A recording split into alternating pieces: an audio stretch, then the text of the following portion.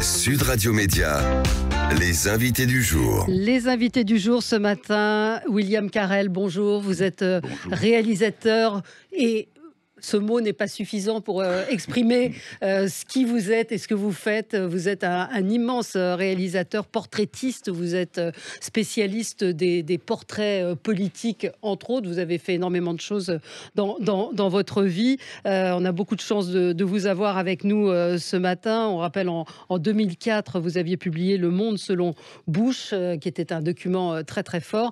Et là, vous revenez avec... Puis les secrets de la CIA. Les secrets de la CIA, volets, entre autres. Qui étaient incroyables. On ne peut pas citer la carrière entière de William Carrel, mais c'est c'est un immense documentariste. Et donc, vous venez nous voir avec un document très étonnant, qui surprend quand on connaît effectivement ce que vous faites. Johnny par Laetitia, qui sera diffusé ce soir sur M6. Johnny Hallyday par William Carrel et par évidemment le regard de Laetitia Hallyday. On ne vous attendait peut-être pas forcément là-dessus. Vous allez nous expliquer comment vous en êtes arrivé à réaliser ce document. Je dois le dire, très fort, très puissant. Moi, j'ai été vraiment bouleversée par ce document. Et puis, votre producteur, Victor Robert. Bonjour, Victor. Bonjour, merci d'être avec nous. Peut-être vous, racontez-nous comment vous êtes producteur qui a commencé. On a bien connu à Canal+. Oui. Qui a commencé? C'est vous? C'est William Carrel? Tout ce que vous dites est vrai sur William. Oui. Et on a la chance de l'avoir chez 10.7 Productions, donc Ouais. on va essayer de le garder. Ouais. Oh, c'est une histoire d'amour entre Laetitia Hallyday et William Carrel. Ouais. Elle a vu ses films, Piala, Huppert, on va pas faire la liste. Elle est tombée complètement amoureuse de Laetitia. Il y a eu une grande confiance entre les deux. Ouais. Et ça donne ce film à la fin qui s'est fait facilement, puisque 700 heures d'images qui sont passées d'un coffre-fort, qui était là depuis 23 ans, et directement à la salle de montage, un montage de William et un résultat assez époustouflant. Vraiment, c'est d'une sincérité assez étonnante. Pour nos auditeurs, précisons donc que c'est des films que filmait Laetitia Hallyday, de leur intimité. Voilà. Et d'un seul coup, elle vous a ouvert toutes ces portes-là. Et Johnny aussi filmait. Ils se filmaient tous les deux pendant 23 ans. Ouais. Alors, William Carrel, donc inattendu, pour nous en tout cas, de vous voir sur un document sur Johnny Hallyday. Comment vous l'expliquez? Pour moi aussi, le fait. On avait fait un film avant celui-ci. Je connaissais Victor Robert parce que on avait fait un film sur Maurice Piala et je connaissais notre directrice de production, Cathy Palombo. On a fait un film sur Isabelle Huppert. Donc, c'était pas un territoire complètement. Depuis 3 ans, j'avais quitté un peu les portraits politiques et je faisais des films pour la case cinéma d'Arte ou des trucs. Et quand Victor Robert m'a parlé de ce projet de Johnny Hallyday, moi j'avais depuis toujours une passion pour ce chanteur. Je le trouvais vraiment magnifique. Je dis toujours, je l'ai vu sur scène, il avait 19 ans, il est venu à Tunis, j'avais 21 ans. Ensuite, j'ai fait, il y a 20 ans ou 25 ans, un film pour France 3 sur lui, sur les fans de Johnny Hallyday. Je suis resté 6 semaines avec lui sur un tournage d'un film de Costa Gavras, où je le voyais tous les jours. Je connaissais, c'était pas un territoire que j'ai accepté tout de suite. J'avais une seule peur, c'était que vous savez, quand on fait ce genre de film, vous avez la personne qui vous en a parlé, qui est dans la salle de montage derrière vous. Ouais. Et là, ça a été une carte. Elle a dit qu'au départ, qu'elle nous donnait une carte blanche. Elle est venue voir le film terminé. Elle Il n'y a eu aucune coupe. Non. Aucune coupe. Non, il se trouve que je l'ai croisée il y a quelques jours et elle m'a dit, j'ai découvert le film fini et je n'ai donné aucune indication. Et moi, je lui ai posé la question de savoir, parce qu'elle est extrêmement sincère dans ce film. Elle est très, très, à la fois pudique, mais elle dit les choses. C'est elle qui intervient entre chaque image. Oui, il y a formidable Daniel Rondeau qui est là également. Jean-Claude Camus sont Comment vous avez travaillé justement sur ce film? Sur le film, on a décidé de rester sur le côté intime, donc on a éliminé dès le départ. On a même fait des entretiens avec des musiciens ou des compositeurs qu'on n'a pas gardés au montage. On est resté uniquement sur l'histoire Entre eux, sur oui, sur la vie privée. Johnny intime, en fait, l'homme avec ses failles, son humour, le côté famille qui est très, très important. Exactement. On a éliminé, on a dit qu'on parlerait assez peu des concerts, puisqu'il y en a 3. Il y a le concert, le fameux à Las Vegas, où il pense qu'il est fini. Il y a l'autre, le Stade de France avec Allumer le feu, et le dernier, la tournée des Vieilles Canères. Il y a 15 ans de concerts qu'on n'aborde même pas. Et tout le cinéma qu'il a tourné avec Godard, tous les films, on est resté uniquement sur l'histoire des deux. Sur l'intimité. Et puis, oui. Oui, elle ne cache rien, ni sur la drogue, ni sur ses tromperies, ni sur tout ça. Est-ce que vous ne dites pas que ce documentaire a un côté impudique ? Moi, je ne trouve pas. C'est elle qui. Il n'y a pas un mot de commentaire dans le film, donc c'est elle qui a choisi de raconter. Personne n'aurait fait. Moi, j'aurais jamais accepté quelque chose de géographique, à la gloire de l'idée. Il y avait des sujets qu'on pouvait aborder, et elle voulait en parler. Moi, je suis toujours très discret. J'ai pas posé de questions indiscrètes. Elle voulait parler des problèmes, de l'infidélité, de la drogue, de l'alcool, du fait que c'était pas toujours facile. C'est elle, en fin de compte, le film, c'est pas un portrait de Johnny par Alicia, c'est un portrait des deux. Des deux, oui, absolument. C'est complètement parce qu'on voit comment elle a vécu toute cette période. Elle craque même à un moment face à la caméra. Victor Robert, quand on est producteur, c'est un pari aussi de se dire, est-ce qu'elle va Laetitia Hallyday, puisque ça repose quand même sur elle, se confier et être dans la sincérité la plus absolue, ce qui est le cas. Il y a toujours ce risque-là. Oui, j'ai été, pas surpris, mais elle était totalement en confiance. Je dirais, on n'apprend pas grand-chose finalement sur la drogue, les infidélités, tout ça, on les connaissait un petit peu. Ce qu'on apprend, c'est Johnny Papa. C'est Johnny le bon pote, c'est Johnny l'homme qui lutte contre la maladie, qui meurt sur scène. Enfin, on est en train de feuilleter un album de famille, quoi. Pour moi, c'est ça le plus important. Avec toute la pudeur de William, il n'y a rien d'indécent. Et justement, on a ce passage qui, moi, m'a énormément touché, la douleur de sa dernière tournée racontée par Laetitia. Vous avez vu, hein, je fais le... Oui, bravo. On sent l'animateur. Et le journaliste. Et avec Jean-Claude Camus qui témoigne et Laetitia Hallyday, c'est assez fort. Il était sur scène, mais les gens ne peuvent même pas imaginer tout ce qui se passait derrière. Premier concert, il a dû sortir 5 ou 6 fois de scène, avec le médecin qui était au bord de scène pour lui donner de l'oxygène. Et là, à Lille, je me suis dit, mais il ne va pas aller au bout de la tournée, c'est totalement impossible. Il faut organiser presque un hôpital derrière la scène, avec de l'oxygène, des médecins qui lui font des piqûres dans le ventre quand il fait une pause entre 2 chansons, pendant l'intermède au milieu du concert. Ouais, c'est un moment très fort. Il y a beaucoup de... Il y a eu beaucoup d'entretiens avec Laetitia Hallyday, vous avez monté beaucoup ou non, finalement, ça a été assez fluide Non, assez fluide. On a fait 2 entretiens avec elle. Un premier avec Daniel Rondeau, on a préparé des questions, un entretien, et un deuxième après que j'ai fait seul pour voir ce qui nous manquait, les sujets qu'on n'avait pas abordés, même...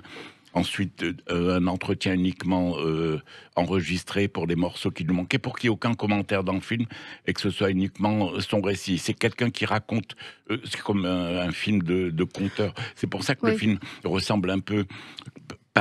disons un album de famille. La fin, c'est comme un conte de fées où elle ferme la maison, elle ferme les rideaux. C'est quelqu'un qui vous raconte. La fin est bouleversante, avec des images pour le coup jamais vues de Johnny marchant avec des béquilles. C'est franchement, je ne sais pas, Victor, comment vous avez ressenti, Victor Robert, ces images. Moi, je connaissais Johnny comme je connais la Tour Eiffel, c'est-à-dire qu'il faisait partie de ma vie. J'allais pas au concert, j'achetais pas les disques, et puis en fait, j'ai découvert un homme assez incroyable. À Marne, quand on est allé à Marne avec William pour la première fois, Laetitia nous a fait un bon déjeuner, et après elle nous a dit si vous voulez, vous pouvez vous rendre dans le bureau de Johnny. Et elle n'était jamais retournée dans le bureau de Johnny, où Johnny est parti sur un lit médicalisé. On est rentrés tous les deux dans ce bureau, il y avait encore un mégot de cigarette, les lunettes de Johnny, enfin c'était assez émouvant. Donc moi je garde l'image d'un homme, on a envie d'être son ami, d'être son pote. Est-ce que les filles, Jade, ont vu... les filles sont énormément présentes dans le documentaire. Elles ont vu votre documentaire, les enfants de Laetitia? Je ne sais pas, vous savez peut-être. Non, je ne sais pas, je sais pas encore, Moi non je plus. pense pas. Parce que c'est un témoignage de la vie de leurs parents. Oui, ce mais film, c'est- Laetitia dit que quand on l'a vu, elles n'avaient pas vu encore le film. Elle disait qu'elles allaient être bouleversées, les deux petites, de voir toutes les images. Ouais. Toutes les images, qu'il y a une longue partie dans le film sur Ouais, l'adoption sur au l'adoption, Vietnam et tout ça, c'est vraiment très touchant. Eh ben, Valérie, j'ai un petit extrait où il parle à sa fille, et puis après un autre extrait qui s'enchaîne dans le documentaire où il parle de son amour de Georges Brassens. Et là, on a une petite chanson coquine. Quelles étaient tes idoles de tes débuts? Oh, il y avait Elvis Presley, il y avait Georges Brassens, bizarrement, qui n'était pas du tout rock'n'roll. Mais c'est un artiste que j'aimais beaucoup. Il chantait beaucoup du Brassens. Même à la guitare, aux enfants, il chantait du Brassens. Il adorait Brassens. Une chanson un peu paillarde. Ce matin, l'idée m'est venue, crénom de Dieu d'enculer un pendu. Le vent soufflait sur la potence, v'là mon pendu qui se balance. Je suis obligé de l'enculer en courant, crénom de Dieu, on n'est jamais content. C'est incroyable de le voir comme ça. Exactement. C'est juste incroyable. Alors on parle de Johnny, mais il y a aussi Laetitia, donc encore une fois, qui fait plus que raconter. On voit justement, et c'est la force aussi du document, on voit à quel point elle l'a aidé à relancer sa carrière et à quel point elle a été importante dans cette seconde partie de sa vie. Et cette force et cette puissance qu'il y a en elle, c'est une femme qui est assez incroyable aussi.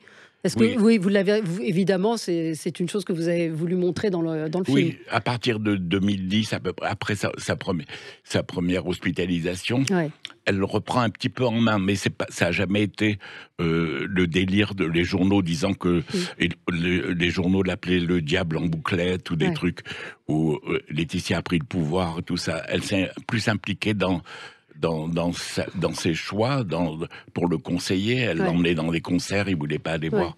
Donc elle a été plus présente. Et Jean-Claude Camus, qui est dans le film, raconte très bien qu'il y a eu un déchaînement de la presse contre elle, totalement injustifié. Moi, j'ai rencontré la dernière fois une de vos collègues qui me disait, après avoir vu le film, j'avais pas une sympathie particulière pour elle, je ne sais pas pourquoi, et là je découvre quelqu'un d'autre. Absolument, c'est une image très différente de celle qu'elle a pu renvoyer, qui est assez incroyable. Vous aussi, Victor, vous avez vu ce nous on est arrivé là-dedans totalement vierge, si je puis dire, sur ce terrain. On n'était pas dans les conflits familiaux, on ne suivait pas cette actualité.